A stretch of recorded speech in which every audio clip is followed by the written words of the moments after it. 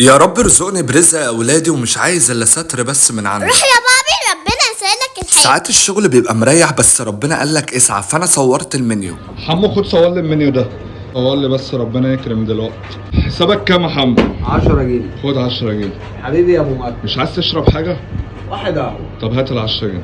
بعد ما صورت المنيو واستفتحت باول 10 جنيه قلت الشغل مش عيب وانا خدام لقمة عيشي. طلعت على الشارع الرئيسي واتفرجت على المحلات وقلت ادخل على المحل ده.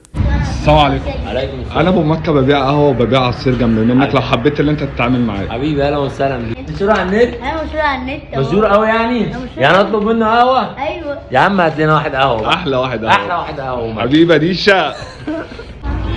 السلام عليكم. عليكم السلام ورحمه الله وبركاته. الناس هنا كلها بتشكر في القهوه بتاعك. حبيبي يا باشا لو حبيت بس تشرب استاذنك بقى حاجة. ممكن تجيب لي واحد قهوه حلو كده. احلى واحد قهوة يا باشا. تسلم لي على حبيبي. راسي يا باشا. تسلم. السلام عليكم. انا ابو مكة ببيع قهوة ومشروبات جنب منك لو حبيت اللي انت تتعامل معايا. يعني ايه يا ابو مكة؟ انت محمد صلاح يعني؟ لا يا باشا انا اقل حاجة ممكن. دخلت بهدلت لي الدنيا. همسحها لك يا باشا عادي والله.